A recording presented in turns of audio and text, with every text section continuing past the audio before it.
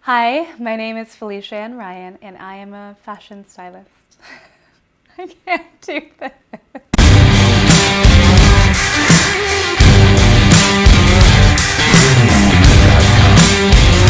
How did I become a stylist?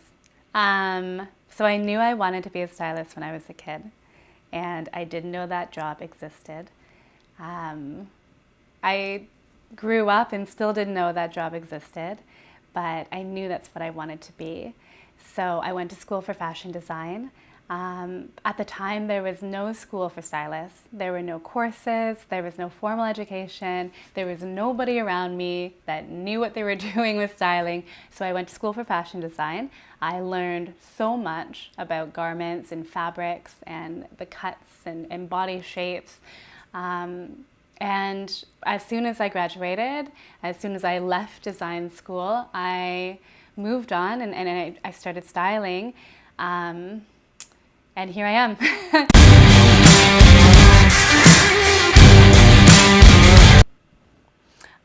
The advice that I would give to somebody starting is to immerse yourself in fashion every minute that you can. Fashion shows, reading about it, finding out what fabrics are and texture, and even just playing around with it with yourself or with your friends, and find somebody that knows what they're doing, and see if you can ask them questions. It's the easiest and the quickest way to find out what to do.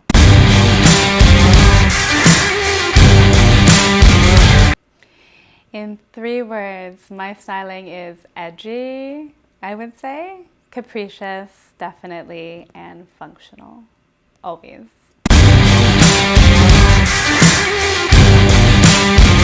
A typical work day. Every day is different, and that's what I love about it so much. No 2 days are the same. So one day I could be in my studio researching and trying to conceptualize an idea for a client, just thinking about the process and how we're going to express the brand to the world. The next day I could be running around the city like a crazy person for 12 hours trying to find clothing and accessories and trying to make the concept come alive. The next day I could be on set and usually a really long day, but so much fun because you actually see the concept come alive, and you get to see everything that you conceptualize actually become a reality. And you work with the photographers and the makeup artists and the hairstylists, and then it's working with designers. Every day is different, so it depends on the day that you ask, I guess.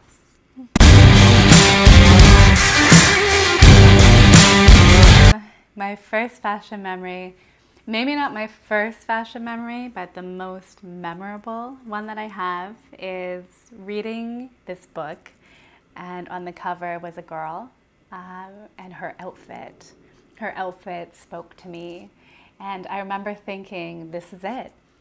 This is the outfit that I would use to describe myself. If anyone asked, like, who are you? I would just show them a picture of this outfit and this is who I am.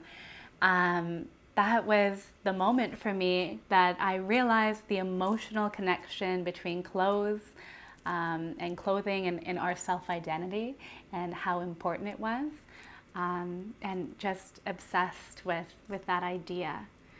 And yeah, I think I read that book 2 or 3 times, really only based on the cover because the story wasn't that good.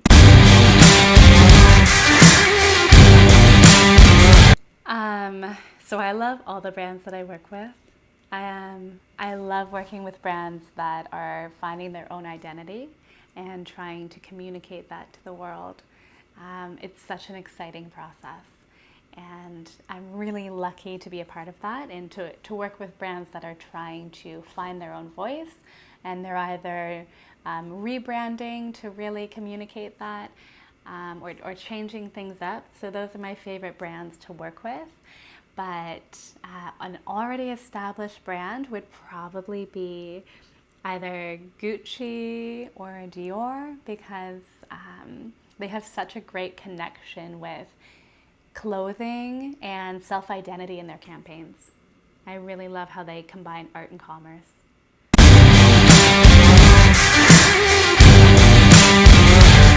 My style icons, Gwen Stefani, since I was like 8 years old, and still Gwen Stefani, and anybody, oh God, random people on the streets are my style icons. Anyone that is just so courageous to be themselves.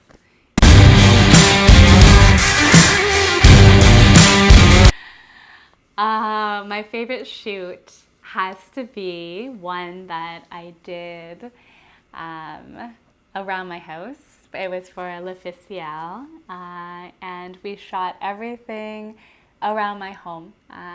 Everyone always asks me, oh, where do you live downtown, or do you live downtown or in the city? And I don't live in the city, and I can't live in the city because I need to have a balance between my city life where I work and where I create and the quietness of my home. So I live in the country, sort of, and that shoot, it was just a great combination of bringing what I do for a living every day in the city during the day, and bringing it to my home where I'm quiet and I can hear my own voice. And that combination of the two was really special to me. I get tingles even thinking about it. So that would definitely be my favorite shoot so far.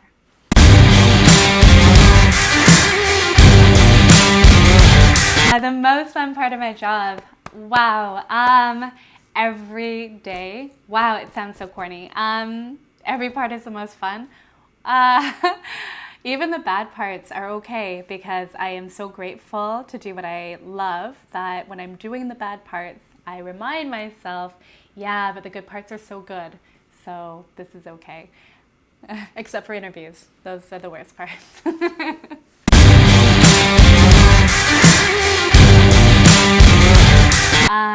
Wow, editorial work is the most fun. It's so much fun, but it's so important because editorial work lets you express your full capabilities outside the parameters of a client, because you get to do what you want and you get to express what you're capable of in every aspect. And when you're working with the client or a brand, there are parameters that you have to work within, and that's fine too, and that's fun too, but editorial work is so important to express that.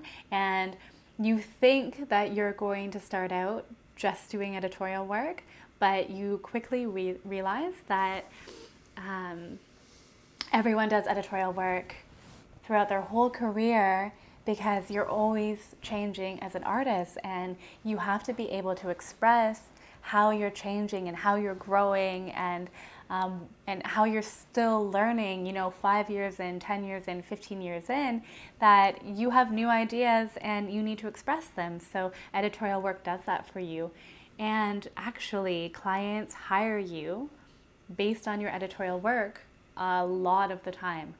So when you do those shoots for your book, they are not pointless. They're really important.